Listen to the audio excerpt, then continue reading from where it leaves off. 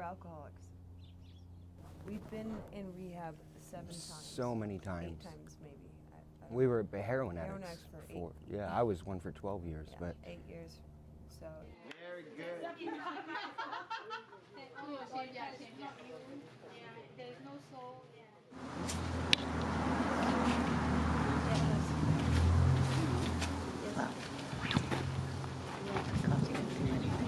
it's I don't know what else to do.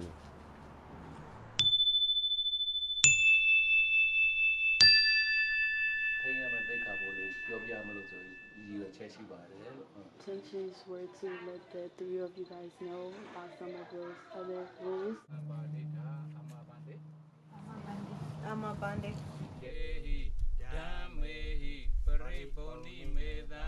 I lived on Skid Row for 2 years.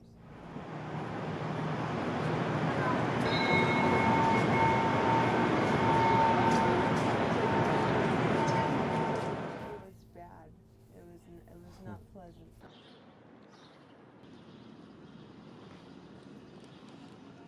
I was in Burma 2 years ago.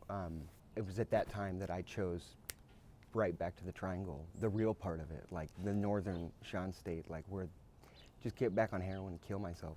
I'm still questioning if something can make me stop.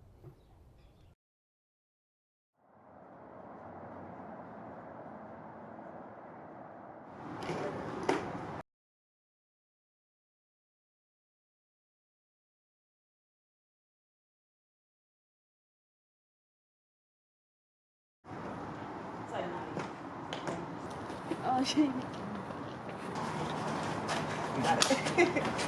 Oh, That's your everything's luggage? together. Okay, Okay. cool.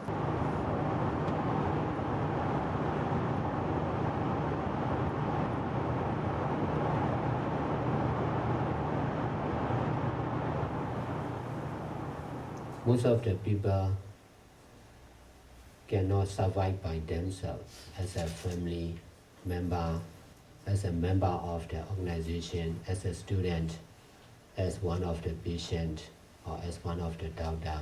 They need to rely on each other. In doing good deeds also, most of the people cannot do good deeds by themselves.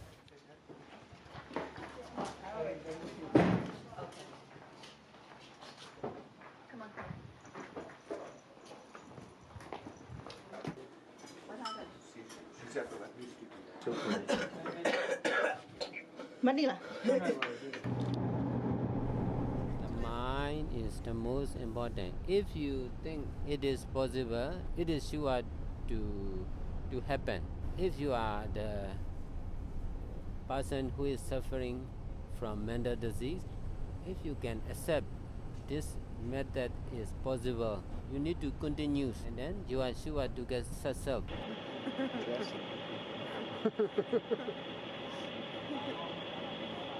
Then I went to China and ended up getting offered heroin, or saw heroin next to the weed, and like said, "What's that?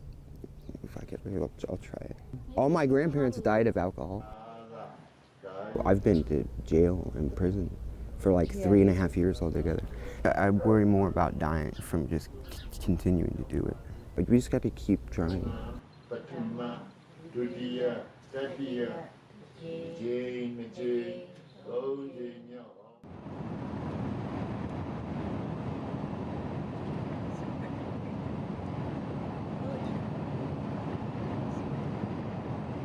The door's down.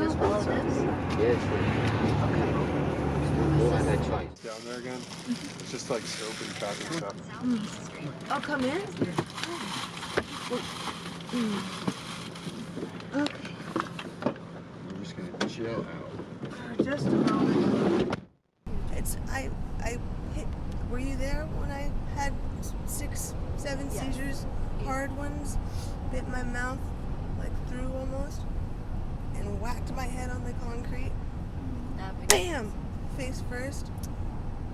I was literally out of my mind for days, and it's not my fault. That happened to be cut. Bless you. Because I stopped drill. I'm taking opportunity out of what seems like a curse and a burden, just so you know that. Using drugs and alcohol, you have to suffer seriously. If you are trying to keep precepts, not to take drugs and alcohol, you can be better. The cause of the suffering of yourself is breaking precepts. You lose your intelligence, you lose your memory, so you lose yourself. You cannot control yourself, your mind. So now, as a nun, you are keeping precepts. You are trying to keep precepts. Right. That's why you need to continue like this for a long time, and then there will be less and less suffering. You may be able to control yourself, your mind.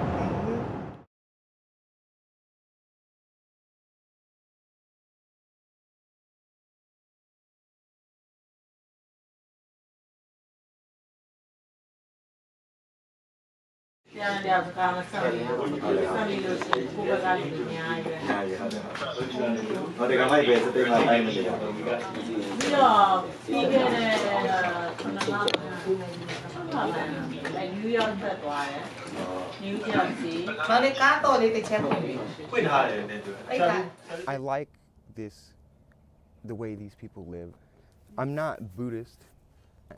I wouldn't label myself anything, but as far as like the goal of detachment and all that stuff, and you know, just their like main like belief system, their lifestyle is agreeable. Captain? Captain. Oh, as the thing. Gotcha. I see. I thought you were trying to insult me. Which wouldn't be an insult. Don't brush my tips. Ow. Yeah. Sorry, I'm gonna stop. If you are doing many things, you cannot control your mind. Stop doing anything. Right, because I can't be without them. Because come on, man. I was feeling better. I was stopping the bus with my thoughts and heart. Oh, Sarah. Oh, man. Thank you very much. No, really, that sounded sarcastic, but thank you very much for taking me into the bus, stopping the bus.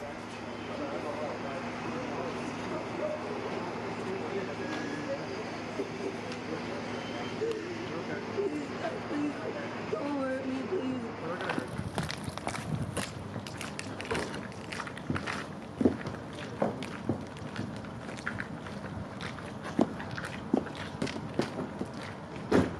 We searched it our own and then we couldn't find how we will call the police. Okay, I'll try. Hey, have you seen a girl? Have you seen a nun? The police have her already. Okay, great. Okay. So where do we go? Hello? They took her to the hospital.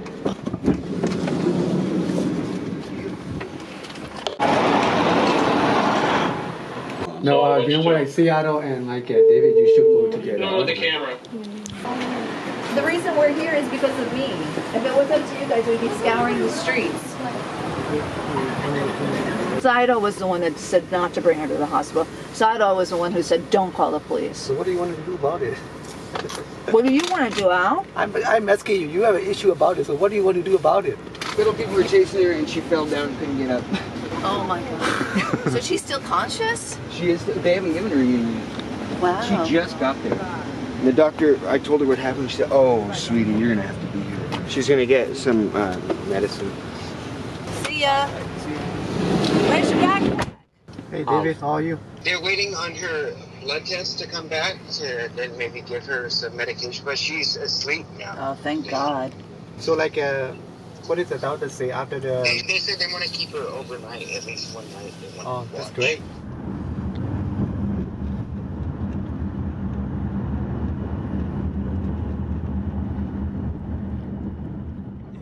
We got a lot out. Yeah. Yeah, it was a purging. Yeah. That's what too I much, but I said. think it might have been too much. For me, it was too I think it was much. almost like we're traumatized more than you. You're fine. We're still You like, don't "Ah." even remember or have to remember. know. I unfortunately do. Poor so- David. my God. And poor everyone else.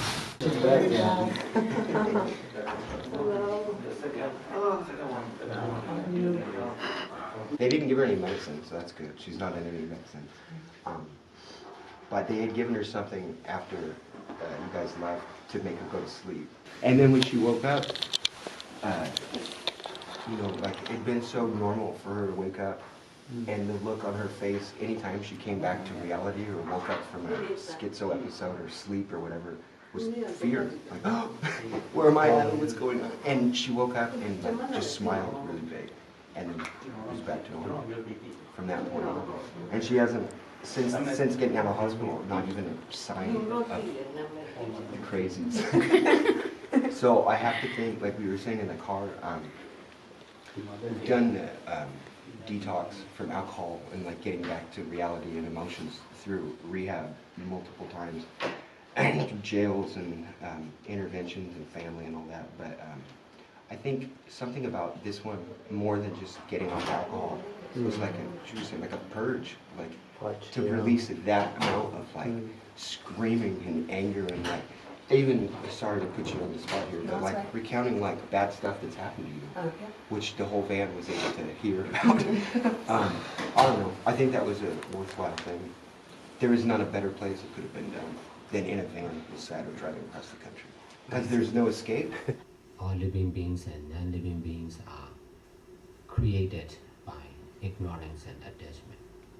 Because of not knowing about ignorance and attachment, we misunderstand that someone who is permanent, like God, creates everything. Because of not knowing the truth, we are misunderstanding unreal as real, wrong view as right view. We create our family, we create our country. That is because of not knowing the truth about ignorance and attachment, which is real creator. We all are using the power of ignorance and attachment to create ourselves.